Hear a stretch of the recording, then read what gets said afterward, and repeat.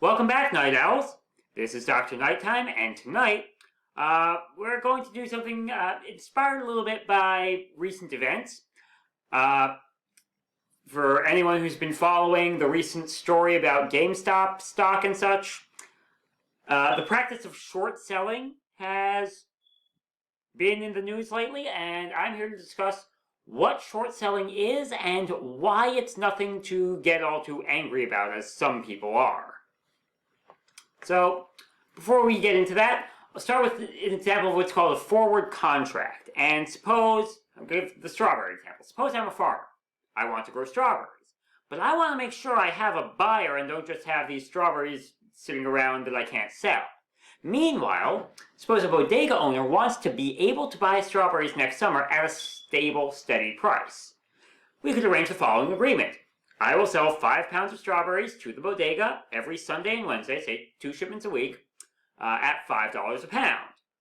Now, if something goes wrong with my farming endeavors and I can't grow enough strawberries, I still have to somehow buy enough strawberries, possibly from someone else, entirely from someone else, and sell those to the bodega. Meanwhile, the bodega must honor the contract and buy from me or ultimately honor that end of the deal. So notice there's one important factor that makes this feasible. There's that I have reason to believe that I will be able to come into possession of enough strawberries to sell, either by growing them myself or because strawberries are freely traded on the market, right? It's not too difficult to buy strawberries. We have near certainty that somehow or other I will be able to come into possession of enough strawberries to sell to this bodega. And you might think, okay, so what's the main advantage behind this? Well, I get to grow strawberries at a decreased risk of knowing whether or not I'll be able to actually sell them. And the bodega owner is able to buy strawberries at a price that, again, also has decreased risk. No matter whether there's a surplus or shortage of strawberries this summer, the bodega owner has, in writing, will get 5 pounds of strawberries twice a week from me. So it's risk averse for both sides. Now let's look at an example with the stock market. Suppose that Alice agrees to enter a forward contract with Bob, where Bob will sell Alice 100 shares of ABC stock at $50 per share 1 year from now. It's a standard forward contract. Notice, Bob doesn't necessarily need to have 100 shares of ABC stock now. Bob needs to have 100 shares of ABC stock a year from now. And again, just like the strawberries example, there's credible reason to believe that Bob should be able to somehow be able to buy 100 shares of ABC stock, right? Stocks are easily available, regularly traded. There's reason to believe that Bob will be able to buy 100 shares of the stock. On the morning of what's called expiration of the contract, Bob must buy, or if he doesn't already have them, must get 100 shares of the stock to sell to Alice. Alice gets what she wants at the price she agreed to. Bob benefits if the actual share price is lower than 50, right? Because then he's buying something cheaper than 50 and selling for 50. Loses if it's greater than 50. This is called a short position. In general, a short position in something is where you gain if the underlying asset decreases in value, and the long position is if you gain if the underlying asset increases in value. So, notice, if Bob thinks that the price is going to go down and Alice thinks that the price is going to go up, then, aside from the whole risk aversion aspect from Alice's perspective, right, there's also the side that both sides think that they're going to gain. Now, obviously, only one of them would ultimately be right, but or they could be like 0, right? And the share price could be exactly 50, in which case nobody gains and nobody loses. A few other terms I should introduce, right? So we talked about forward contract. I might as well introduce a couple of other, a couple more terminology terms there. So we said a forward contract is if you just agree to buy something later. An outright purchase is buying something now. Now, what if the timing of exchange of money and exchange of goods is different? Right?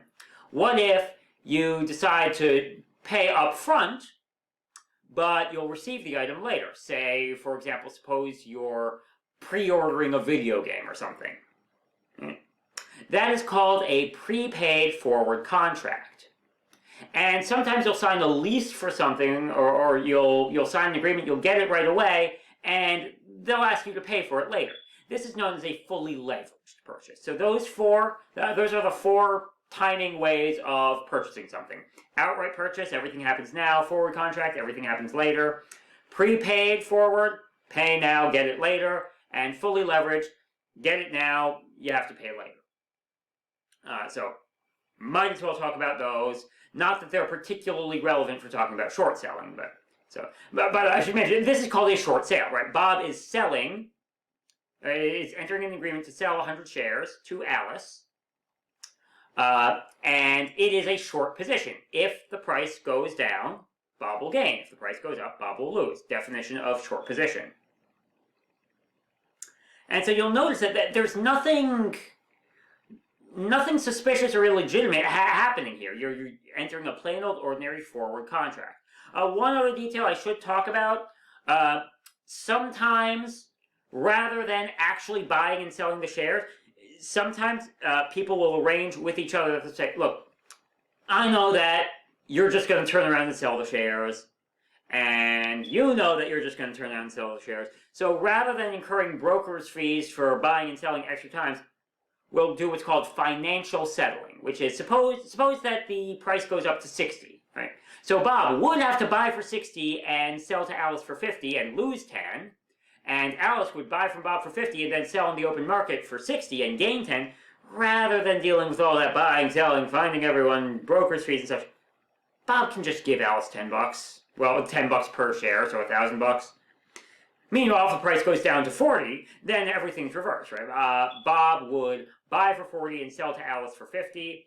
Alice would buy from Bob for 50, sell on the open market for 40. Bob would gain $10 a share. Alice would lose 10 a share. So rather than incurring all the brokerage fees, right, she could just pay him. That's called financial settling. It happens a lot, and just saves the hassle if both sides agree to that in advance. Right. So another question is, well, so you'll notice Bob now has a financial interest in sabotaging ABC stock. Right? If ABC goes down, he'll gain. And could he do that? Yeah, it's possible. He could, mail the CEO a package containing, 10,000 live flesh-eating weasels or something. This would obviously cost the company an awful lot of money in hospital bills and possibly needing to hire animal control to deal with the 10,000 flesh-eating weasels running rampant about the headquarters. However, any method Bob would have of sabotaging, that's illegal anyway. And there are pretty decent regulations against that.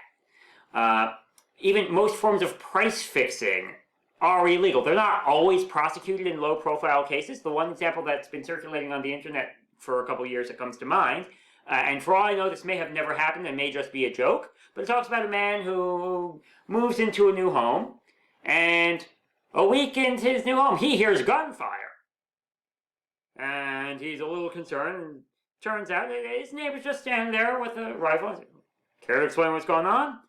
Oh, not even firing real bullets. Every week or so, I just fire a couple rounds of blanks into the air.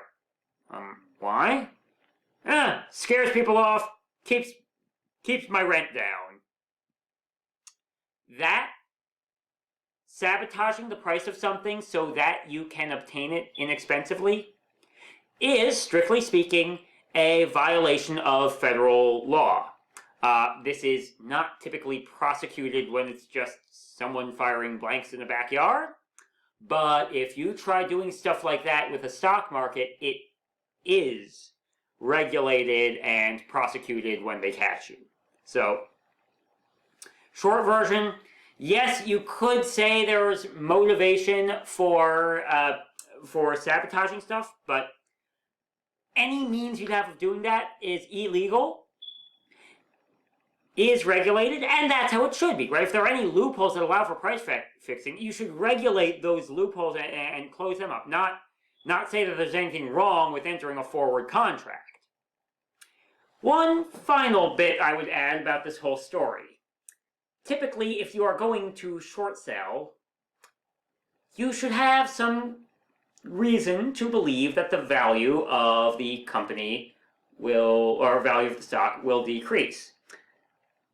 So if, for example, you decided that in the middle of a pandemic, when lots of people are staying at home with nothing much to do, so they're playing lots of video games,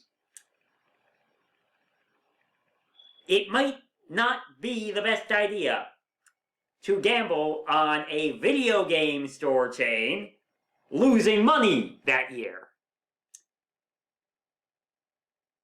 What did they think was going to happen? With all due respect to the hedge fund managers who made that decision, nobody should be defined by his or her biggest mistake, but that doesn't make it less of a mistake.